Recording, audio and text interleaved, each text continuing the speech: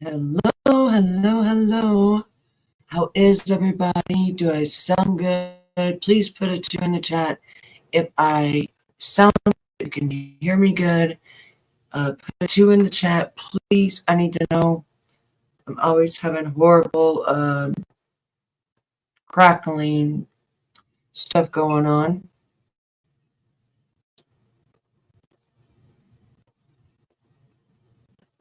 Hello, Izzy. Hello, Hairbag.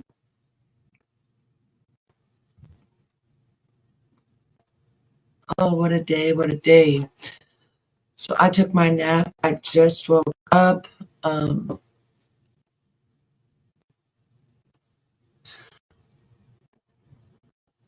see, I'm going to play an intro. It sounds good? Okay. Let me play an intro because Izzy's making mine, so I'm just going to play an older one. Because I need to grab my cigarettes. I forgot them, and we cannot have a show without cigarettes. So I'll just play this. Like hearts dropping into the color-changing hourglass. So are the YouTubers' lives. As of 6:30 Hakan to 2024, we have 44 New Days fans. Congratulations to the YouTube Days. New Days fans are the following: Welcome In, Pink Warrior 11, Jody C, Cousin Trixie, Piece of Pizza, Raindrop, Heather, and The Den. Here is the list of our Days fans. They are as follows: Donna, in Austin, Texas, Kat Lynn, Big Tito, 420 Moon, Not That Christine, Crazy Chicken Lady, SDA, My Insane World, Redstone, Nicolina 777, Sable, Tennessee Girl, Night Owl, Jody Girl, Jamie Katz, Jess23, Archivist Tina, Honey Bunny, Rumor Hassett, Izzy, Ken Leckie, Direct Current, OG Sunshine, Chaos and Roses, Lion Mamalina, Truth Hurts, Janica, Guardian Angel, Just Wimbles, Pumpkin, Grace and Mercy, Smiley Miley, Ruby Doo's Review MGA, Zapparella, For the Love of the Horse, Sassy Naz, Cheshire Cat, Mandy Cat, Pink Warrior 11, Jody C, Cousin Trixie, Piece of Pizza, Raindrop, Heather, and The Den. You are all the heart of the YouTube Days. Thank you all so much. Days Super Chat donations we have received so far have came from the following: Direct Current 2 times, Night Owl, My Insane World, SDA 4 times, Jody Girl 2 times, Truth Hurts, Chaos and Roses 2 times, Raindrop, Ruby Doo's Review, MGA. A big thank you for all your donations. Days Cash App donations we have received so far have came from the following: D-Boss, Truth Hurts, Big Tito, and Jess23. We have no PayPal donations as of yet. All your donations are very much appreciated and needed. You are all the heart of the YouTube Days. Thank you all so much. This is James AI, and these are the YouTube Days of our lives. Remember, one heart at a time is falling. We must not let them all fall. This is the first interactive soap opera ever created on YouTube. Thank you all for your gifts, love, and support to Days.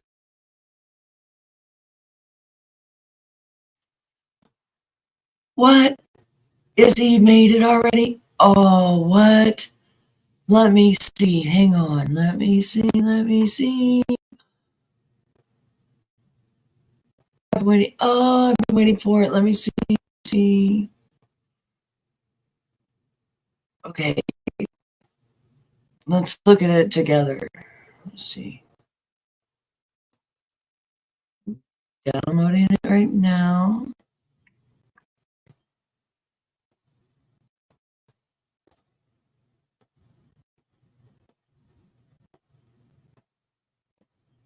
Let's see.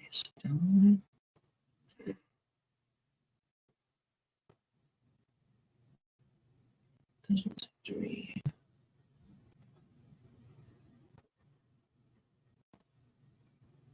Okay, there it is. Let's check it out. I'm excited.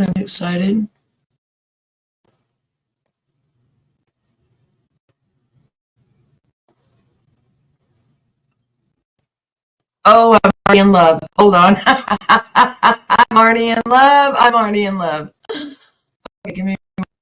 As soon as as soon as I opened it, I was like, I am in love with that. Yes.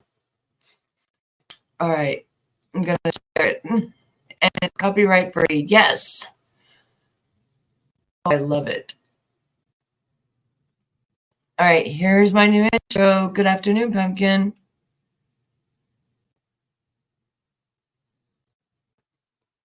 Izzy made it for me. You got to hit Izzy up if you need intros or banners.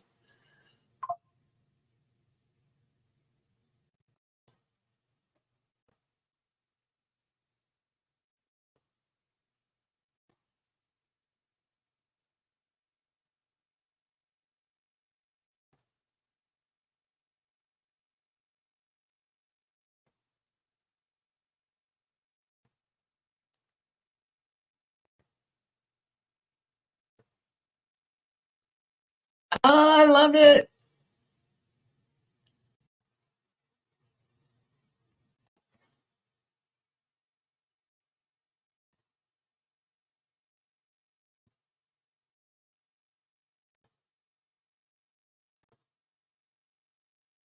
Oh my God. That was perfect. I love it. I love it. I love it. Did you hear it? You didn't hear it? Oh, hold up. Hold up. Let me download it into my thing here and you will hear it. Give me 1 second. Because I need to download it anyway. Oh, it's perfect. Izzy is the bomb. Izzy is the bomb. It's exactly what I was looking for. And the music matches my personality. Izzy knows all of us so well.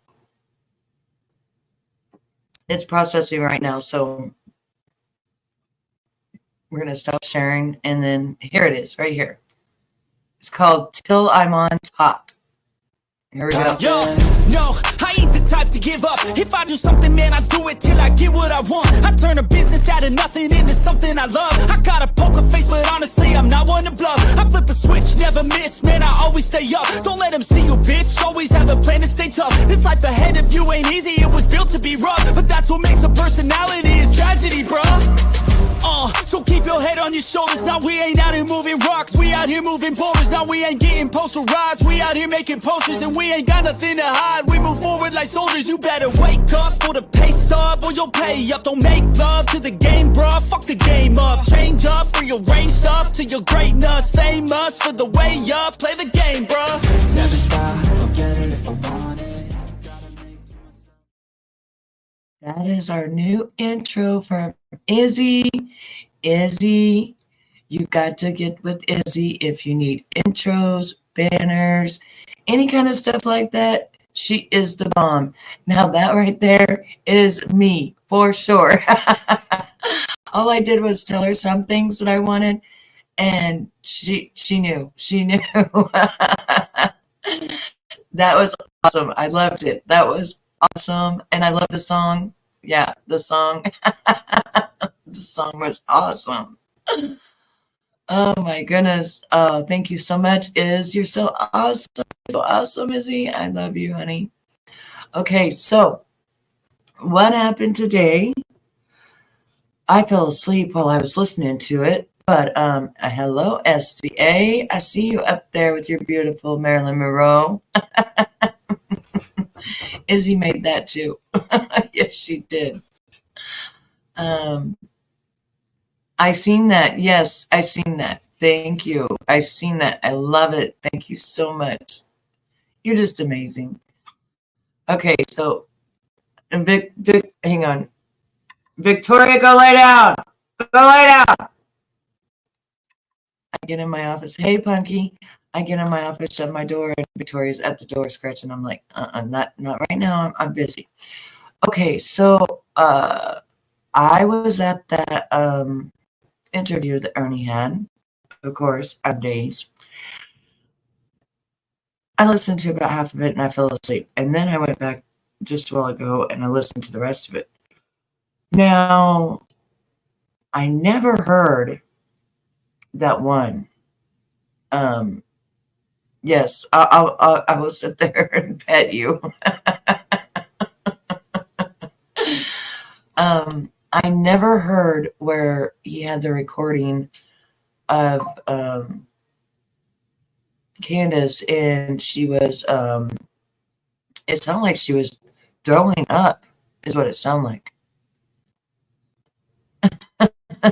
Mine being a whiny ass baby too. Yes, I know. I'm gonna have to get up and open the door, even though I just got in here, because she was in there sleeping, and I was like, okay, I'll sneak in here, go live. But our babies. I'm gonna have to open the door and let her in. But I have to say some words before. So I was trying to think of like what. Okay, so if she's got this fishing hole that nobody knows about. Remember a long time ago when I was into true crime and stuff, and I kept saying that she's by the water. I kept saying that, and I did say that Don was a perpetrator. I just felt that. I don't know. It's like my radar on that shit. I don't know. Um, but the way that she was dry heaving, the way that she was throwing up or something.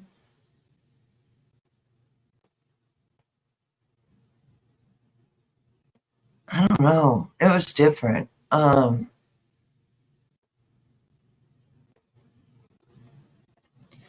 Yeah, and she threw an extra cell into that water. Yeah, I know. I don't know, man. I've never seen anybody that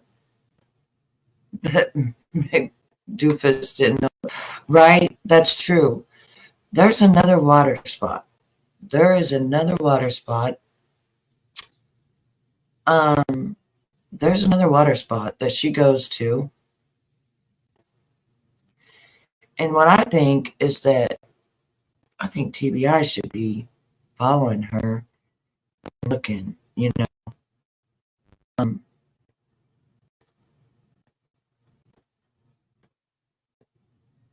right? Um, at first I thought she was drunk and throwing up, but then I don't know. It was like she was crying and throwing up. I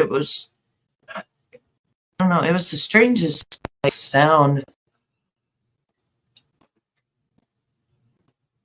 And then, like, when they talked about her going and getting a psych evaluation and her playing with Legos, and then that's how she really is. She didn't even play with those kids. So, how is that?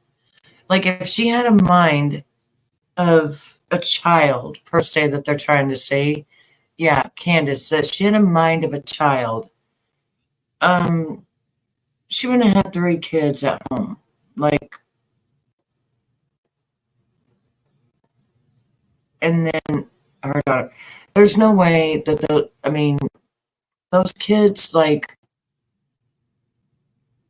because the kids was with her all the time. I mean, it seems like something would have happened when they were babies, like born and stuff. If she had a mind of a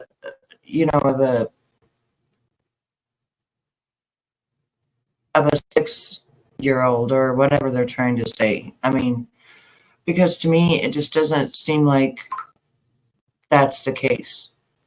I mean, I know she's a little slow. I never said she wasn't slow. But she was driving back and forth. She was driving in that truck with her mom. She was driving her mom to different things. Hell, she was the driver, wasn't she?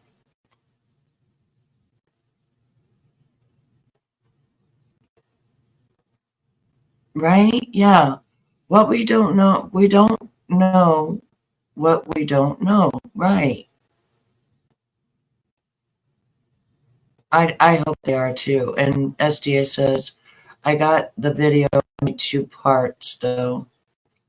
Yeah, I just don't know if I want to go over it again because it's so like, unless all of you want to go over it again. Because I don't know. It's so much. I hope her boys are getting some normalcy in their life. I do too. According to Jody Sue, all kinds of things happened when they were young. Sip a cup of alcohol.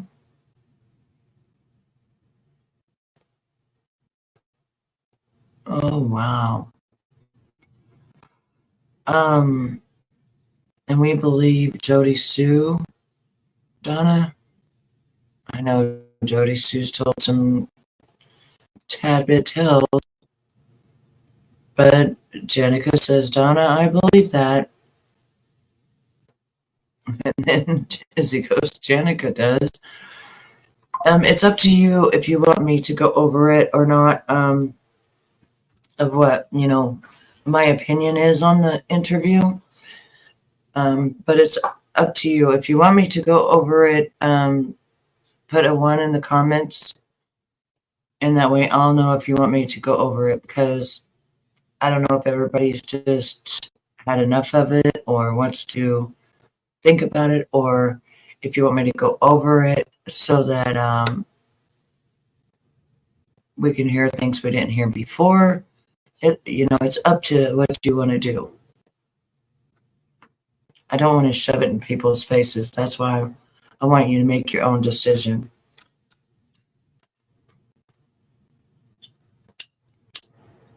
I do, however, believe that, and I've said this from the get-go. I even said this when I read my cards, when I seen my cards, that her father was bad, that Don was bad. She said that they didn't even know Candace was pregnant when she came home with Summer. Oh, that's a lie, because Grandis was going to adopt Summer because she was a girl, because Candace didn't want her. Not have your Cash App up. If you do, you go over it. Oh, no, no, no. I never do. No, no, not with Summer. No, I've never done that. No, no, no. It's kind of sickening to my stomach. That's why I don't go over these cases and stuff. You know what I mean? I could see Candace spiking the kids' juice so they'd fall asleep quicker so she could party, and I'll bet her boys were her gophers. Yeah, I could see that. I could see that. I have to work on some stuff for my channel before it dies. Why wasn't you there the last 2 mornings? I've been looking for you.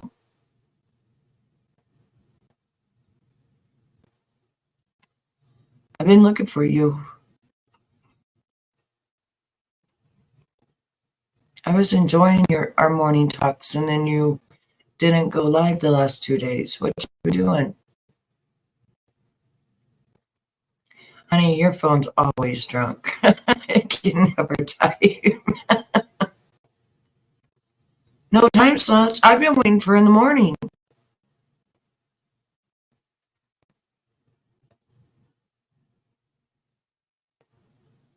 Like yesterday I got up early, and today I got up early. No, I like to come and just chit chat and have fun and stuff like that, like we're doing right now. I think we're just going to talk about it because my stomach gets so sick when I talk about missing kids and stuff now, and my stomach just about can't handle it anymore. I don't know what's happened, but it just makes me sick that some children have to live in those situations and go through those things. And maybe it's bothering me more because I live like that in a way. And maybe it just affects me more now. I'm not researching and stuff like that, to where I'm seeing it every day or something like that. And I don't know, it just makes me sick to my stomach.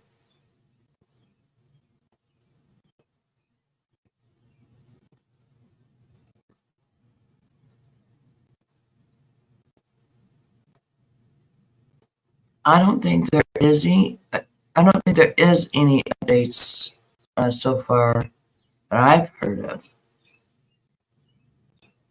I don't think there are, but I don't know. I mean, I personally haven't kept up with it because I can't, as I just said, I can't stomach it. I get sick and I start, really feeling horrible. And I think sometimes my past comes back and then it just makes it even worse for me.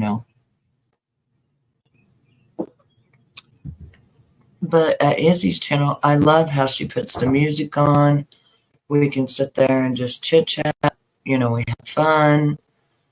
She puts different things on for people to look at, while she's talking. I mean, I think you got a hell of a channel, Izzy.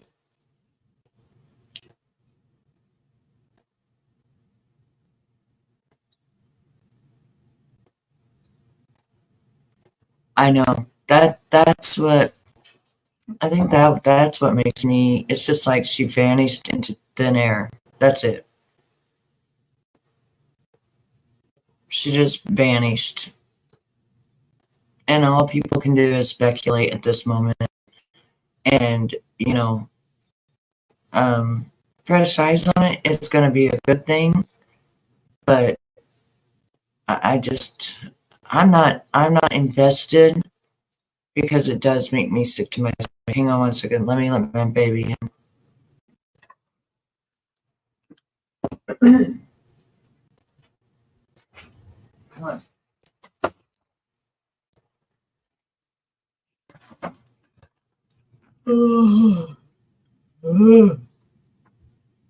Okay, I let my baby in.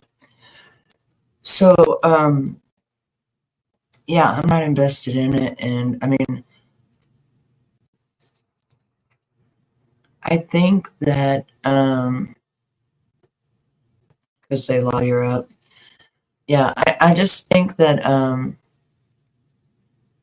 it's I don't know, it's crazy that I think what really hurt this case. I'm just gonna be honest, is the YouTubers that tried to get involved to make this a spectacle, and to make all that money rather than actually finding Summer. Um,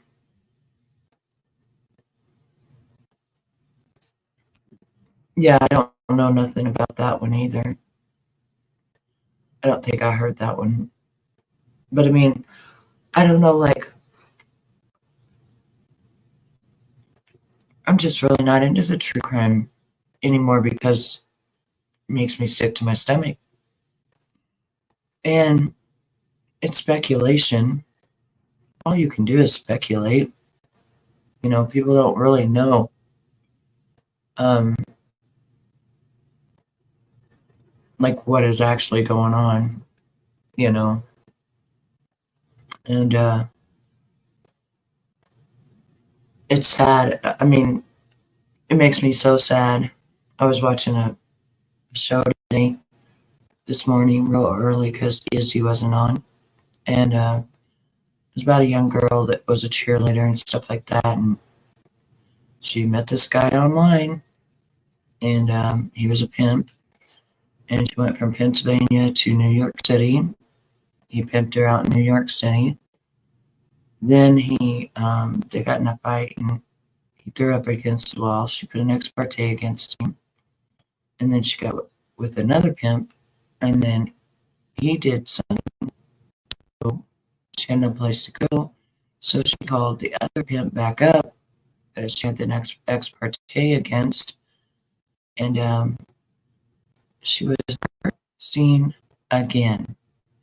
So that was 2017, and she has never been seen again. She vanished into thin air. Now, both of the guys that was her pimps, they went down for, one went down for pimping, and the other one went down for, I think both of them went down for pimping. One got 15 years, one got 7 years, I believe, but she was never found. Yeah, I didn't understand that part either. If you're innocent, why law you're up if your child is missing? But there's a lot of things that go on when people make spectacles of stuff. Um, and I've noticed that people that didn't do anything wrong, they will lawyer up. But I don't know. I think it's just because, people try to camp outside their driveway and things like that, and they don't really know their rights. And a lot of times it's the parents that get accused, and I don't know. Donna says, I haven't gotten into it either lately. I used to just keep my TV on Discovery ID, but now it seems harder to watch stuff like that, right? Well, I wanted to show you this, but it's got some music in it, so I don't know.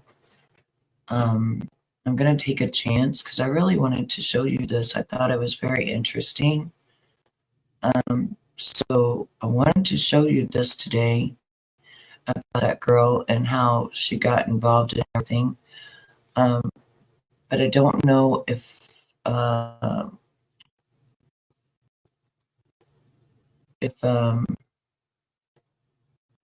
just a second. I don't know if I can show it or not.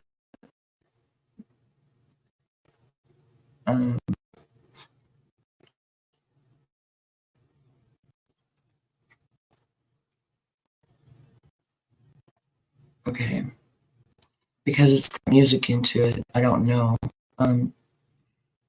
However, it is only 37 minutes, so I thought it was longer than that, but it's only 37 minutes long.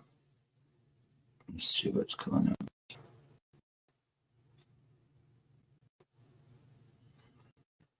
Okay, so this investigative reporter, he went to New York City, and I don't know if this music is copyrighted or not. That's the bad thing. I really hope it's not copyrighted, but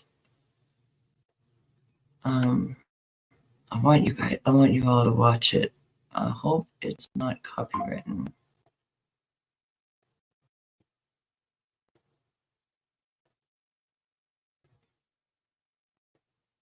It's a motel known to be a hotbed of drugs, prostitution, and crime. 19-year-old Corinna Slusser was in this hotel, potentially this very room, moments before she vanished, never seen or heard from again. Corinna is from a small Pennsylvania town and had only been in New York City for 2 months. How did she end up here? I'm in New York City to investigate the disappearance of Corinna Slusser. Let's dive in. Oftentimes, when someone goes missing, there's very little information to go off of to try to locate them. That's why the last place they were seen is incredibly important to understand, inside and out. Where is it located? Why were they there? Does anything stand out as abnormal? Well, to answer this, we just need to understand a little about the Haven Motel. When I called to book a room for the night to film, they told me they don't do overnights on the weekends. This motel mainly does what's called short stays, selling rooms for 3 to 4 hour blocks. I think you can see where this is going. If it seems like I'm talking kind of softly in this room, it's because I am. The walls are relatively thin, and I've heard a few things going on here already. If I talked much louder than this, I think people might even be able to make out what I'm saying, knowing that this hotel likely profits a lot from certain types of business, and knowing that there's likely pimps in this hotel right now. I don't want to be heard. I don't want people at this hotel understanding what I'm saying. So that's why I'm talking a little quieter in here. The timeline of Corinna's case is pretty unusual. In early August of 2017, Corinna's living a relatively normal life in small town Pennsylvania. Just weeks later, she's allegedly slammed up against the wall by a pimp named Giovanni Piguero, who had already been arrested 9 times for things like assault, drug charges, and promoting prostitution. Just weeks after that, she's seen with a different pimp and then vanishes. How does all this happen so quickly? Okay, I'm getting kind of ahead of myself. Let's go back to the beginning. Before diving into Corinna's story, we need to answer this question. What does the world of prostitution look like in New York City today? How do things work here? To be honest, I was a little nervous about going into some of these places with a big camera to film, but was determined to find answers. First, some definitions. A pimp is a man who controls prostitutes and arranges clients for them. A prostitute is a person who engages in sexual activity for payment. And a John is a customer who purchases the woman or man for sexual purposes. You know, being here in New York City, I've kind of discovered that there's 3 ways in which this can kind of start. And there might be more, but these are just the 3 that I encountered. First was old school street walking. I'm not going to name the specific locations I found the prostitutes, as I don't want to promote it or make it easier for people online to find, but after some digging, I was able to find some street names. I made my way to the area, and it wasn't long before I saw them. They essentially just walked around the block until someone pulled up to them. Sometimes they would talk for a moment and the car would drive away, and sometimes they would get in the car with the John. How you doing? Hi, are you police? No, I'm not. No, what are you looking for? What's our referral service? So I've got an odd question, and if it's no, then I totally understand, but I'm a YouTuber working on a story. I asked a few girls for interviews, but was unsuccessful in getting one. The second way prostitutes connected with Johns was through massage parlors. There's a street in New York City where this type is extremely prevalent. Walking around, you can tell that the whole massage parlor cover is a pretty thin veil. They are hyper aware of cameras. When I started walking around with my camera, as soon as they saw it, they yelled at all the other girls around them and they went inside. They covered their faces and they went inside. And they spot these things quick. I think one of the sketchier things is knowing that, you know, I could spot the girls pretty easily, but there's definitely guys and pimps out there watching me too. No doubt I was spotted by them. I just couldn't tell who they were. I wanted to film the start of an interaction with a girl, so I brought a hidden camera with me. This was the second time I had walked past these girls and made eye contact, and you can see she waves me over. Can I ask how much? Can I ask how much? How much? How much? 60 for what? Everything? Massage? Oh, massage? Yeah. 60 for massage? Okay. This one, good. I'll be back. Thank you. The last way I saw that prostitutes connected with Johns was online. This is the avenue that Corinna used, and we'll go over that more later, but essentially there's just websites where girls and their pimps can post ads with their phone numbers. Johns will reach out and they will often meet at a motel, much like the one I'm in now. I was kind of shocked at how out in the open all of this was. How could these women be so blatant and obvious in a place where prostitution is illegal? The next question we need to answer is, how does a small town teenager end up in the metaphorical chains of sex trafficking in New York City? What went wrong here? Well, we need to understand what Corinna was dealing with before making the big move to the city. Digital evidence always plays a big role in these investigations. Have you ever Googled yourself and were shocked to see your personal information exposed on one of those public listing sites? There is tons of digital information out there online about pretty much everyone. Trust me, I know this fact better than most because oftentimes I'm the one scouring the internet to find information on people. I want to thank Aura for sponsoring this video and making this trip to New York City. It was the kind of place where everyone knew everyone's business. And for a while there, Corinna's business was being the all-American girl, a cheerleader with big dreams of making it as a makeup artist someday. Let's start off by saying Corinna was a really good child. She was a cheerleader. She was involved in track. She wanted to actually come up with her own YouTube channel. She wanted to come out with her own skin line. Friends of hers would come to her and say, do my makeup for homecoming, do my makeup for prom, do my hair. Like, she was so good at it. She had a sense of fashion. So she kind of wanted to take that further. While in high school, she participated in track and cheerleading, and according to her mom and social media, she had a lot of friends. However, as she entered her senior year, things started to change for Corinna. Her friends, who were mostly a year ahead of her, had just graduated, and her mom said this was when things abruptly changed. The once joyful teen veered into a life marked by alcohol, drugs, and partying, a shift that could be seen in her social media accounts. And it wasn't just drugs and partying. Days before her 18th birthday, Corinna and a friend were arrested for shoplifting at a local dollar store. I'm a single mother. Her father's not in her life. I worked third shift. as a nurse for Geisinger. And her last 2 years of high school, I noticed things just started like happening. You know, like you think it's teenage years. She got caught underage drinking at one point. Her last year in the fall, she got caught shoplifting. So all these different things leading up to what's going on. And her grades started declining. Her mom managed to convince her to finish her senior year at a charter school with online classes, but Corinna struggled with that as well. She ended up not attending her online classes and never received her high school diploma. It might be easy for some to cast judgment on Sabina, questioning why she didn't do more to enforce stricter rules. But I think these critiques overlook the reality of their circumstances. As a single mother working night shifts to keep the household afloat, Sabina was fighting an uphill battle. And things only got worse for Corinna. On January 3rd, she tweeted text messages that she had sent to her mother saying, "I need things to change. I need to be happy. I lost motivation and goals because of how unhappy I've been. I hate myself, and I need to teach myself to love me and you. I want us to do it together." Like most girls her age, Corinna was very active on social media. Most of the pictures you see of her in this video actually come from Instagram and Facebook. She not only enjoyed posting, but also followed many celebrities and influencers. I don't currently have kids, but I hope to one day. That said, there is a huge part of me that's just terrified at the thought of raising a girl in this modern world.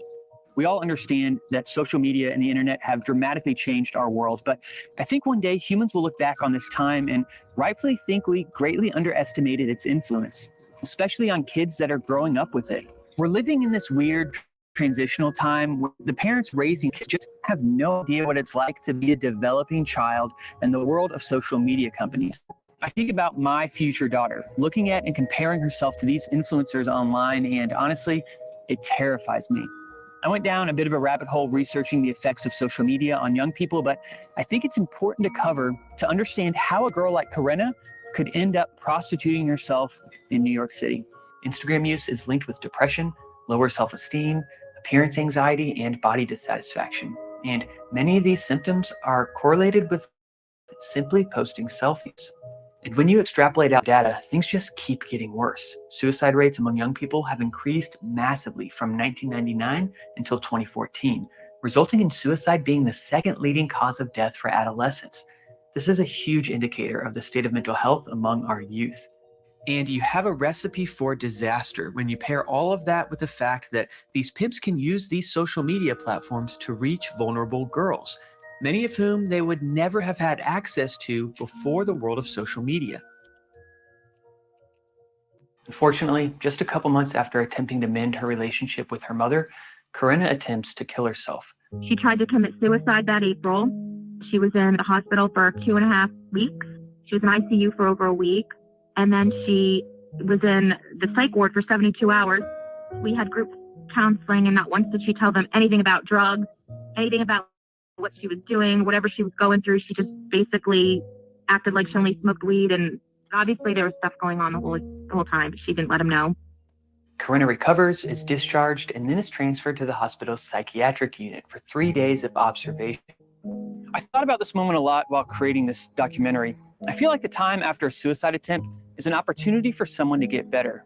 It's like a wake-up call for them and their family and friends. If the person can get some help, then their life can take a drastic turn in the right direction. And Corinna's life did take a drastic turn, but unfortunately in the wrong direction. A friend of Corinna's says that when she visited Corinna in the hospital, she was texting a guy from New York.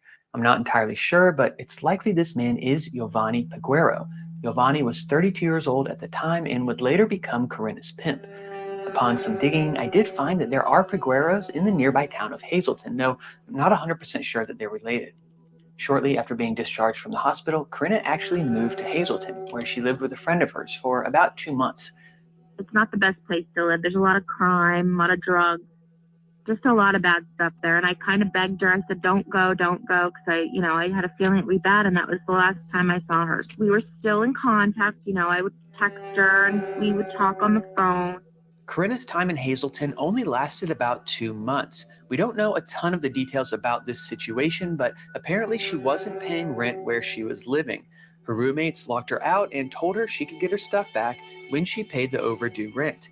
This type of situation is perfect for a pimp or human trafficker. Corinna is vulnerable and desperate, with nothing but her cell phone and the clothes on her back. The roommates recall a man picking Corinna up and telling them that Corinna didn't need any of her stuff back, that he would buy her all new clothes. Again, I think this man is Giovanni Peguero. Next thing you know, I'm on Facebook and she's in New York. I remember as I drove into the city from the small town of Beaufort, South Carolina, where I live, it felt like I was entering a different planet, and I could only imagine what Corinna felt coming from Bloomsburg as a 19-year-old. According to Sabina, she sent Corinna a text asking what she was doing in New York, and Corinna said she was just visiting and had no plans of staying in the city. But Corinna did stay in the city, at least for the next 6 weeks, until something happened, and she vanished. So what do we know about that 6 weeks? Well, pretty quickly, ads for Corinna started popping up on escort sites. She went by the name Carissa and described herself as laid back yet professional, young, beautiful, slim, thick, blonde. I was wondering how these sites are legal. Isn't it illegal to advertise prostitution? Well, it is, but there are loopholes. These ads are for escorting. Escorting technically isn't illegal, as it involves paying someone to spend time with you, out at dinner or out on a boat, for example. But oftentimes, escorting leads to prostitution or paying for sex, and both the advertiser and customer know this.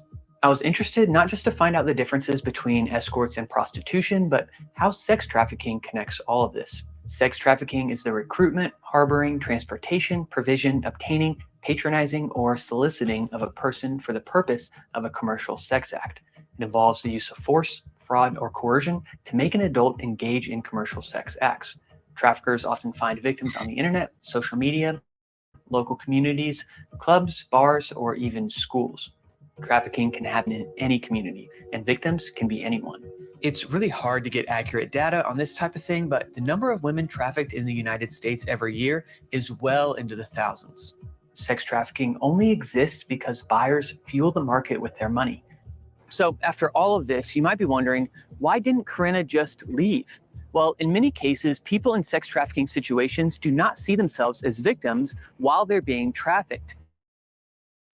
They have been so ethically or groomed that they believe they're making their own choice to engage in these commercial sexual activities. Traffickers often use the lure of protection, love, adventure, and opportunity to entice victims into their control, and then use drugs, fear, intimidation, threats, and violence to ensure compliance to their demands. Because of the social stigma that exists around this topic, including the idea that victims are complicit in their own trafficking, victims often go unidentified until it's too late. Escaping the life seems unattainable, further marginalizing them and committing them to a life of abuse and exploitation. Anyways, unlike many people who get caught up in the world of prostitution, Corinna kept up with the people from back home, her mother and aunt included. But she wasn't honest with them about what life was really like in New York City. And she's like, I'm fine, I'm okay. I'm like, what are you doing for work? Like, 'cause she was going to get some studio apartment, and she was telling me she was doing something with payroll. Like, she never gave me anything that she was doing what she was doing. It's August 25th, around 1 p.m. at the Harlem Vista Motel in New York City. Corinna hops out of the shower, gets dressed, and grabs her pocketbook to head out, but she notices something is missing. The $300 cash she had in her pocketbook is gone. This is a big deal for Corinna. She's not made of money, and she's trying to survive in the expensive city of New York. Who could have taken it? Well, the only person she could think that had access to it, that she knew was there while she was in the shower, was Giovanni. Corinna might be a girl from a small town, but she's not a pushover. She confronts Giovanni. Maybe up to this point, Giovanni had positioned himself as someone who was there to help Corinna. He was a friend who could give her an opportunity to change her life. But in this moment, Corinna saw Giovanni's true colors. According to Corinna, when she confronted Giovanni about the $300, he grabbed her by the throat and slammed her up against the wall. The man she thought was going to be her ticket to a better life was now a man she feared. She called 911 as soon as she could and was later taken to the hospital.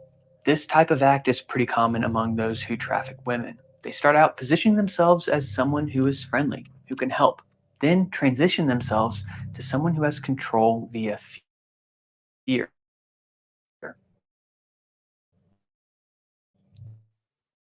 3 days later, Giovanni is arrested and charged with assault, harassment, and criminal obstruction breathing. The judge issues a 6-month order of protection against Giovanni. He's not even allowed to have any communication with Corinna, no texts, calls, or social media. If he violated this order, he could face up to 7 years in prison. Giovanni posts his $1,000 bail and is released from jail. Back in Bloomsburg, Corinna's mother is oblivious to what is really happening to her daughter in New York City. I also saw that I got an alert. I got scared because it's 911. It alerts me if someone calls 911. So, I'm all freaking out. Days went by. I didn't know anything. Finally get a hold of Corinna. She tells me that she's fine, it's okay, and God choked her, took my... I would have never thought it's a pimp or anything. I don't think of those things. So she says she's fine. She's like, he went to jail, but he's already bailed out on $1,000, and he was looking for her. And I'm like, get your butt home. A couple weeks later, the protection from abuse, where she got a PFA against him, it came in the mail. Prostitution in New York City is extremely dangerous. Just recently, a prostitute was found dead in a 55-gallon barrel after going missing in Manhattan. Violence like this happens all too often. Corinna, a small-town girl from Pennsylvania, was in the big city and lost the one person who promised to take care of her. Once you're in that life, it's just pretty hard to get out. Corinna thought that filing a police report and getting a protection order would be enough. But guys like Giovanni are part of a predator ecosystem. When one gets locked up, another one takes his place. Ishiwani was a 21-year-old aspiring rapper, and he became Corinna's new pimp. Hey man, prosperity and positivity roll hand in hand, man. Stay away from them I can't do it ass niggas. Niggas that's always defeating you and defeating themselves. We don't know exactly how Ishi and Corinna first met, but we do know in 2015 he was convicted of felony attempted robbery and was sentenced to 1 year in prison. We don't know everything that happened in the final days leading up to Corinna's disappearance, but we do know a few things. This is going to be more of a rapid-fire list of things that seem to be important, but at this time, how they all fit together is still a mystery. On September 3rd, Ishi posts this photo of him, Corinna, and another one of his girls, Jessica. Between September 5th and 7th, Ishi posts multiple ads for Corinna, even posting an ad for her with his other girl, Jessica, a 2-girl special. On September 7th, Corinna posts about getting an apartment. The price for this apartment is $750 a month, unrealistically cheap for an apartment in New York City, and some speculate that she posted this so her friends and family would think she was doing just fine in the city. On September 10th, Corinna makes her very last social media post. It was later confirmed that the person in this photo was a friend of Ishi's. On the 16th, Ishi sends Corinna a picture of himself, Corinna, and Jessica. On September 20th, she's seen leaving the Haven Motel, the one I'm sitting in, and never seen again. So let's dive into what we know about that day. According to court documents, Ishi was with Corinna at the Haven Motel in the early morning hours. Him and Corinna had a falling out because Jessica was jealous of Corinna. Corinna leaves. This is the last time she is physically seen, but she was active on her phone that day. At 5:40 that morning, Corinna calls a friend of hers and leaves a voicemail. Kiwi, as soon as you wake up, you better tell me everything that happened with me. She cheated on you for 2 months, you know? You need to tell me everything. Text me everything. Tell me if you're okay. All right. Her friend said that she sounded frantic and speculated that Corinna was kind of calling for help, but didn't want to say it in the voicemail. There's a pretty big gap of time where we don't know what Corinna was up to, but we know Corinna called her mother around 5 p.m. that day. Then my dad passed away September 14th. And then I told her my dad passed away. And I told her I was going to my dad's funeral because it was in Florida. She said, I don't have any identification. I don't have any this. She was telling me she was going to try to get a train, which whatever. She was going to try to get there. And that was basically the last time I talked to her. And she told me that she did beg me to come home. She said, I want to come home. I'm coming home. And I gave her like a list of stuff I expected if she was to come home. I was like, well, you need to go back to school. You need to get a job. You need to do this, this, and this. And she was totally like, I'm not going back to school. I'm going to go get my GED. We were like back and forth. And that was the last time I talked to her. I said, we will talk about all this after I get back from Florida. And I never spoke to her again. And she must have been feeling pretty desperate, as just a few hours later, she reaches out to the man that had recently assaulted her. It's 7:04 p.m., and Corinna messages Giovanni on Facebook. This text exchange is not public, but apparently the New York Post got access to see some of it. Here's an excerpt from their article. Slusser texted him around 7 p.m. and told him that Woney had left her in Queens with no money and food, and that she needed his help, the messages show.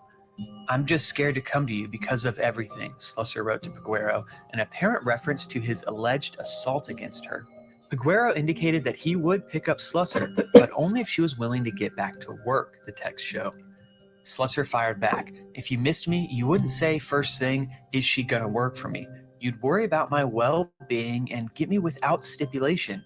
You care about money, not me. But after a few hours passed, Slusser appeared more desperate for Peguero's help, and the two made plans to meet up, the texts show.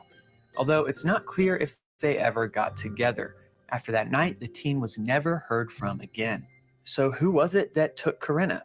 Was it Giovanni? Was it Ishi? Was it a customer? A few days go by and Sabina has not heard from Corinna. So when I got back, I just called one of her friends and I was like, have you heard from Corinna? Because I can't get a hold of her. They said, well, she last posted on Snapchat or Instagram or whatever, on this and this date. And she was very avid on social media. Like she would be on social media on Twitter and Snapchat. And so I went to my police station and I reported her missing. They didn't look at it like she was a missing person. They looked at her like she was a willing participant because of all this. She's over 18. She wasn't missing. So this just went on, and then more detectives got involved. And then, next thing you know, it hit social media. And I don't think they really considered her a missing person until the springtime, to be honest. Because that's when she went in the NamUs or whatever that is, where they put her in as a missing person. We've talked a lot about the negatives of social media, but it has its positives too. Corinna's story hits social media and starts gaining some attention. That's when they came to my house and got my DNA. The FBI and the detectives came to my house twice. They went through her room with gloves, took some things to get her stuff, get clues, everything that they could possibly get to get information. They took DNA samples from me. So now she's considered an actual missing person. The police investigate Ishi. While they don't find enough evidence to charge him with Corinna's disappearance, they do find evidence of him trafficking and promoting prostitution and charge him for it. It's November of 2019, and Sabina is sitting in the courtroom as Ishi is being sentenced for trafficking her missing daughter. As Corinna's mother, she gets an opportunity to give a victim's impact statement. She stands to speak to the judge. Where is Corinna? Is she dead or alive? Who is the last person he handed her off to? Sabina said through tears. Please, Ishi, disclose where my child is. Ishi says nothing. The judge begins to explain that she can't force Ishi to answer any questions, but is cut off when Ishi stands up. He turns around, looks Sabina in the eye, and says, honestly, I don't know. I never passed her off to anybody. Is she dead or alive? I'm honestly not sure. But I pray she's alive. The judge then lays down the sentence. She explains that Ishi's mental health disorders, including bipolar disorder and schizophrenia, play a part in her sentencing. She then gives Ishi 15 years in prison. I looked into Ishi and found that he grew up in a pretty decent family. His father is a professional photographer with a background in human services and social work. His mother is a social worker with a degree in interdisciplinary studies focused on childhood education and psychology.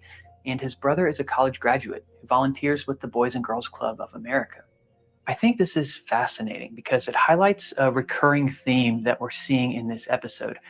People from good environments taking drastic turns for the worst. This makes me wonder if the internet is to blame here. Even with positive influences growing up, anyone is just a screen away from the worst parts of society. Anyways, similar to Ishi, Giovanni was investigated in connection with Corinna's disappearance.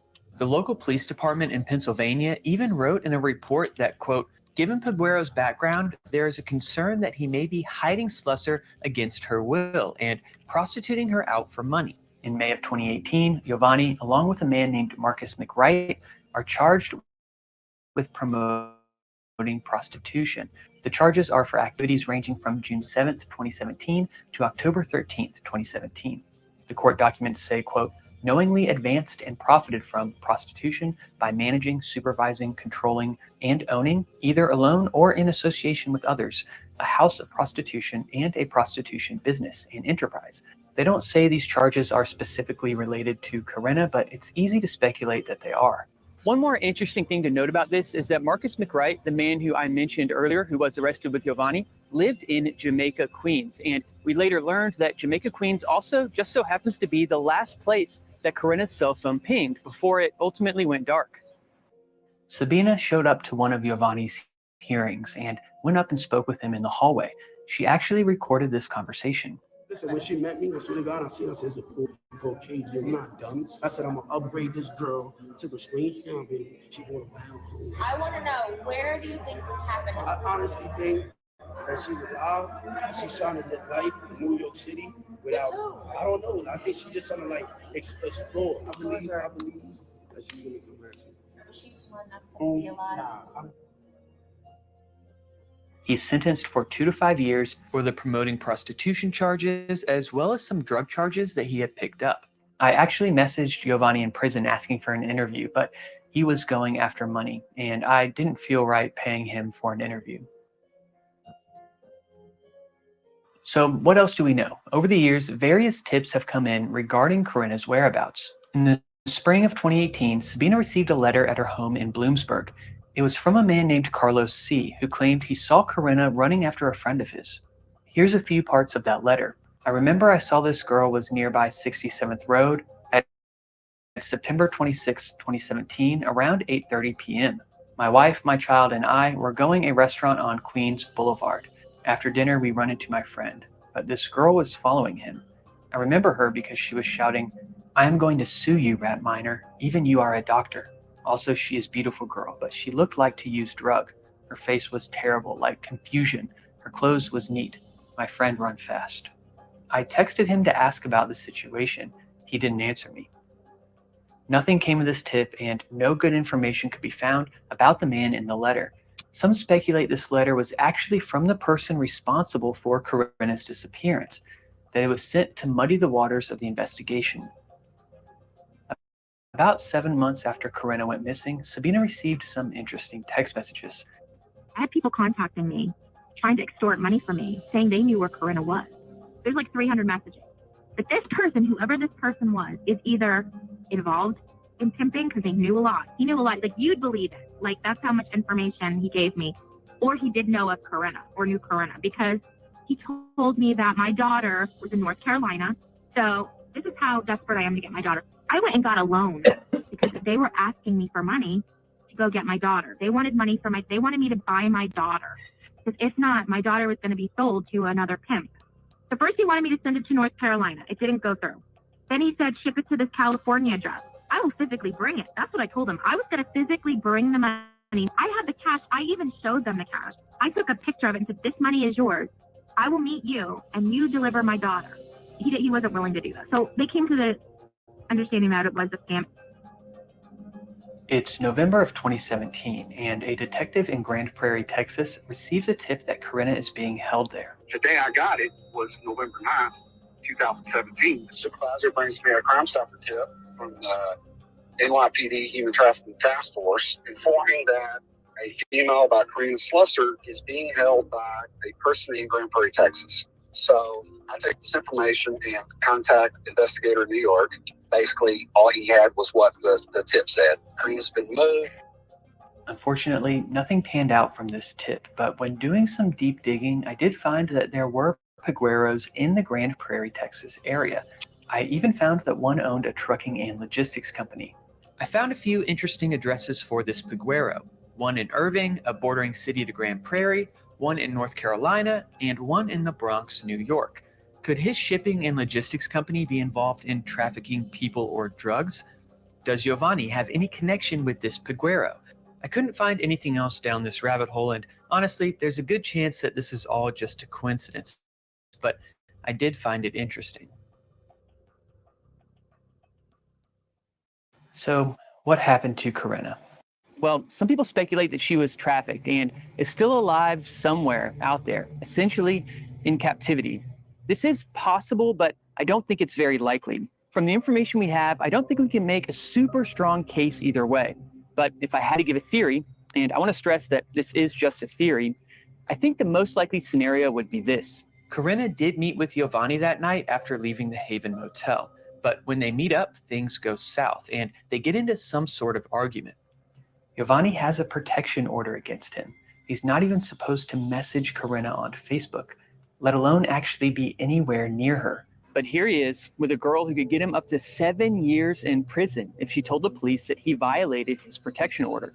Giovanni is already angry from this altercation, and that, paired with the idea of getting charged for violating his protection order, sends him over the edge.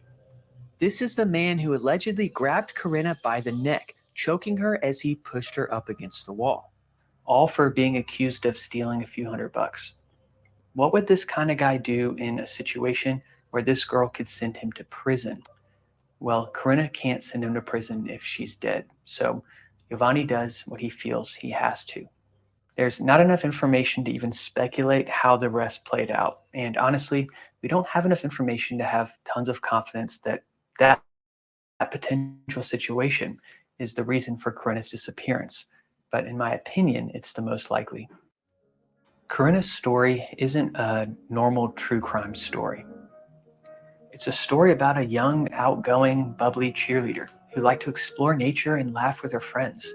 A pretty normal young girl like many of us have known, whose life took such a drastic turn that within a pretty short time, she found herself routinely sitting in hotel rooms in New York City with men that were paying her for her time, body, and soul.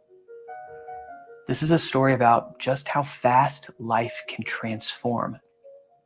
This is also a story about predators, a story about how the human mind has the capacity to exploit others for personal gain. You know, after being here and seeing the things that I've seen, it's going to be hard to leave New York happy. But I think I can leave New York hopeful.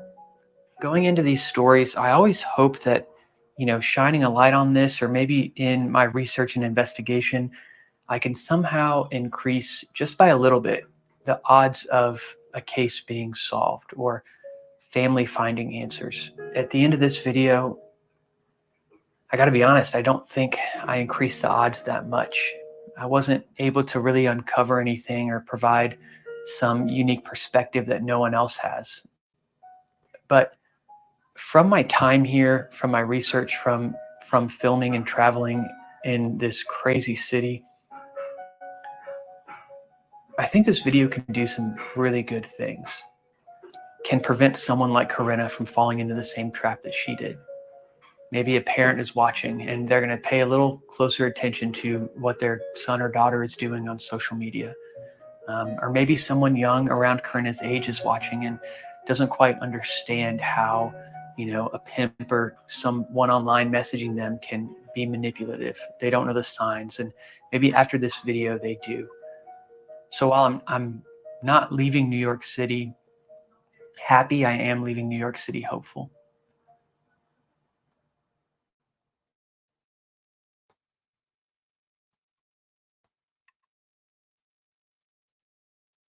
Okay, so in the description below will be his channel link. I always put that in there.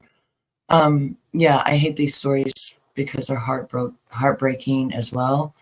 But there's a chance she still could be alive, and it wasn't a very long story, but it was enough that, you know, people could see what she looked like, and if they was able, you know, to see her somewhere, she would be 5 years older at this, or 6 years older. I remember when I first learned that you can go get anything you wanted on Craigslist, and I thought I was in the know at the time. Turns out I didn't really know shit when I felt loud, right? Yeah, and I always link the channels when I use them. Jess, nice to see you, babe. So, done it exactly. Most people didn't understand what Craigslist was really about, but we did. Yeah, I knew that it was trafficking, and we were begging people to shut it down. Um, and then finally, Trump did. Trump did shut it down, but then they just opened another one. So it's like when one goes down, something else comes up. Um, yeah, I always share the link because I always say go over and give the person a like, a thumbs up, and just leave a comment that they sent you or whatever. Um, but I think more eyes on it, more people looking at it, even though there's not that many people in here right now. But I get replays, and sometimes just somebody may struggle in, and you never know. You never know who's gonna watch your video. And so I just felt like, yes, Instagram is the worst. You seen that girl right there? That's my niece. A guy on Instagram tried to traffic my niece. Same scenario and everything. And wasn't, because he did traffic a 15-year-old. And my niece's dad had to testify in court and stuff like that. Hey, Markella, nice to see you, babe. And yes, I'm okay. My stomach don't feel good though. When it comes to children and I watched the Summer Wells thing, and it just makes my stomach sick. That's why I'm not going to stay on here long. But I did want to bring this out just in case somebody comes along my channel or anything like that, or can go to his channel, and they might know her. They might have seen her. They might have came across her, because you never know what eyes are going to be here. I mean, I usually have a replay crew that comes in, and it just, right. Yes, I know, right? But there is so many, and also this is education too, because there is I know, Markel, I know. There's so many kids out there that start talking to pimps online, and they start grooming them, making them feel like $1,000,000, promising the world to them. They're so young, they don't understand, and that's how they get into this. And then they'll get them onto the drugs, and that way that they can keep control over them. And before you know it, they're in this lifestyle, and it's not so easy to get out. And especially a lot of girls feel horrible about themselves, and they're scared to go back home and feel like a failure, and stuff like that. But I know a lot of people is going to be covering the Summer Wells thing. I personally do not want to. That's just my personal feelings on it. Exposure is what this is for on social media, but we have clowns that want to profit from it. They're really demons. Yeah. That's the thing. Is a lot of people may not see this, and a lot of people may see this. Welcome back, Jenica. I don't know, but I do know that she is a person. She was a beautiful person, and for some reason, her story touched me, and I just felt like I wanted to share it. I felt like you never know who's going to be watching. You never know who's seen what. You never know. And believe me, through my investigative journalism, I found that to be so true. You wouldn't believe the people through the years that I was investigating that would come to me and be able to help me with stories that I never even thought existed.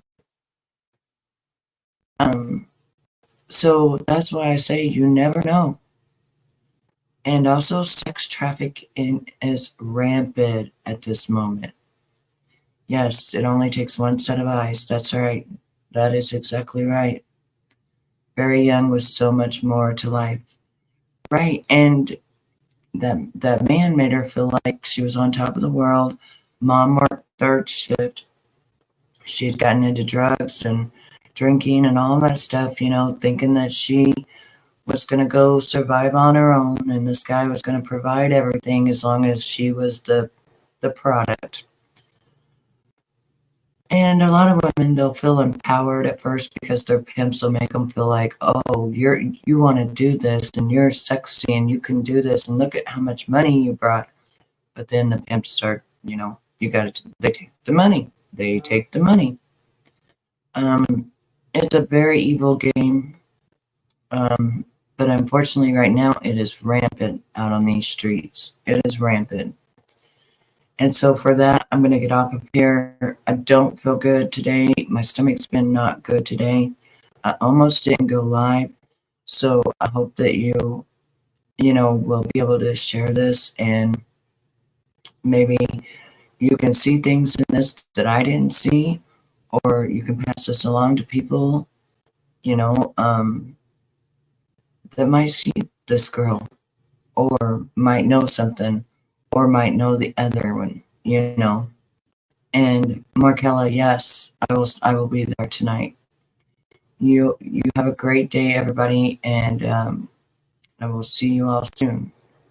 I'll come back tomorrow with something, you know, of the days, but today I just think everybody's going to be covering it, and I just don't want to be that everybody. Keep a fire in your heart, a smile on your face, and be kind to someone. This angel watches over all of us on the YouTube Days of Our Lives. Please keep in mind that this is an interactive soap opera. We do not ever go real life dox anyone. It is not meant to hurt, stress, or give anyone pavement scratches nor carpet burns. This is all in fun, and you never know who will be in the show. Thank you for watching. Love to all. Don't forget to like, share, and comment. Until next time, my friends, we have come to the end of our show. Have a fantastic rest of your day from Betty Boop